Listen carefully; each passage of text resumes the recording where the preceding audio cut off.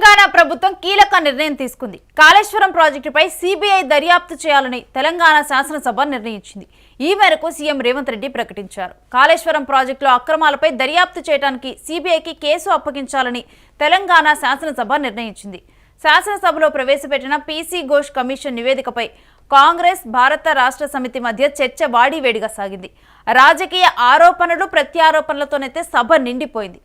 కాళేశ్వరం ప్రాజెక్టులో జరిగిన అవకతవకలపై దర్యాప్తును కేంద్ర దర్యాప్తు సంస్థకు అప్పజెప్పాలని తెలంగాణ అసెంబ్లీ తీర్మానం చేసింది. గంటల తడబడి చర్చ జరిగిన తర్వాత అసెంబ్లీలో ముఖ్యమంత్రి రేవంత్ రెడ్డి ఈ ప్రకటన చేశారు. మాజీ ముఖ్యమంత్రి కేసీఆర్ కాళేశ్వరం ప్రాజెక్టుకు జాతీయ ప్రాజెక్టు హోదాని విస్మరించటమే కాకుండా దాని డిజైన్ను మార్చి ఖర్చును 1.5 లక్షల కోట్లకు పెంచారని ఆరోపించారు.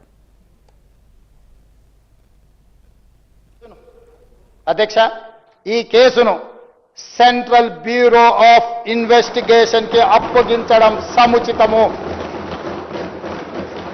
అందుకే ఈ కేసు దర్యాప్తును సెంట్రల్ బ్యూరో ఆఫ్ ఇన్వెస్టిగేషన్ కు అప్పగించడానికి సభ నిర్ణయం తీసుకుంటున్నది తమ అనుమతితో. అధ్యక్ష,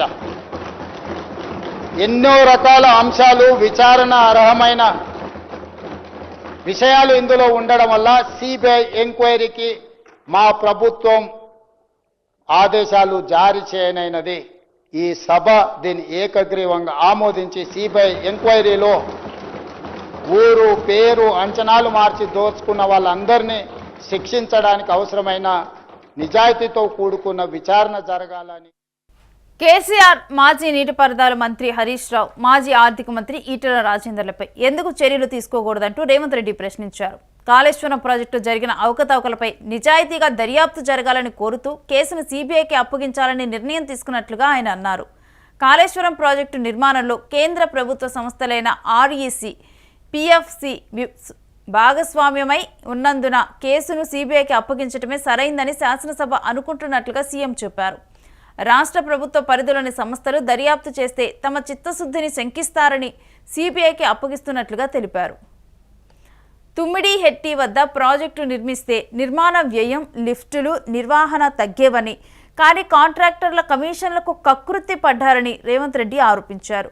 ఈ ప్రాజెక్టు కింద 11,670 రూపాయలు ఖర్చు చేసిన తర్వాత రీడిజైన్ పేరిట బ్యారేజీ స్థలాన్ని మార్చారన్నారు. తుమ్మిడిహెట్టి వద్ద 148 మీటర్ల ఎత్తులో బ్యారేజీ నిర్మించుకునేందుకు మహారాష్ట్ర కూడా అంగీకరించిందని గుర్తు చేశారు. కాళేశ్వరంలో 3 బ్యారేజీల నిర్మాణంలో విద్యుత్ వినియోగం 8,450 మెగావాట్లకు పెరిగిందని, 38,000 కోట్ల ప్రాజెక్టు వ్యయం కాళేశ్వరం రీడిజైన్తో 1.45 లక్షల కోట్లకు చేరిందని అన్నారు. నిజాం కంటే సంపన్నుడు కావాలనే దురాశ కలిగిందో లేదంటే కుటుంబం నుంచి ఒత్తిడి వచ్చిందో కానీ రీడిజైన్ పేరుతో ప్రాజెక్టు స్థలాన్ని మార్చారని రేవంత్ రెడ్డి అన్నారు. 1,00,000 కోట్లు దోచుకోవాలనే దురుద్దేశంతో తుమ్మిడిహెట్టి గురించి మరోసారి పరిశీలించాలని కేసీఆర్, హరీష్ రావులు కేంద్రానికి లేఖ రాశారన్నారు. విశ్రాంత ఇంజనీర్ అనంతరాములు నేతృత్వంలో నిపుణుల కమిటీని నియమించారని, కాళేశ్వరం వద్ద ప్రాజెక్టు నిర్మించొద్దని అనంతరాములు కమిటీ నివేదిక ఇచ్చిందని చెప్పారు. 1,00,000 కోట్లు దోచుకోవాలనే ఆశతో బీఆర్ఎస్ విశ్రాంత ఇంజనీర్ల కమిటీ నివేదికను తొక్కిపెట్టిందని రేవంత్ రెడ్డి అన్నారు. కాళేశ్వరం ప్రాజెక్టు అవినీతిపై జస్టిస్ పీసీ ఘోష్ కమిషన్ ఇచ్చిన నివేదికపై తెలంగాణ అసెంబ్లీలో అర్ధరాత్రి వరకు చర్చ జరిగింది. కమిషన్ నివేదికను సిబిఐకి అప్పగిస్తున్నట్లు సీఎం రేవంత్ రెడ్డి ప్రకటించారు. పీసీ ఘోష్ నివేదిక ఆధారంగా దర్యాప్తు చేయాలని సిబిఐ దర్యాప్తుకు సీఎం జారీ చేశారు. సీఎం తీసుకున్న నిర్ణయం సంచలన నిర్ణయం. ఇక కేంద్ర మంత్రి బండి సంజయ్ ఎక్స్ వేదికగా కూడా స్పందించారు. కాళేశ్వరం ప్రాజెక్టు అవినీతిపై మొదటి నుంచి తామే సిబిఐ దర్యాప్తును డిమాండ్ చేశామన్నారు. సీఎం నిర్ణయంపై కేంద్ర మంత్రి హర్షం వ్యక్తం చేశారు.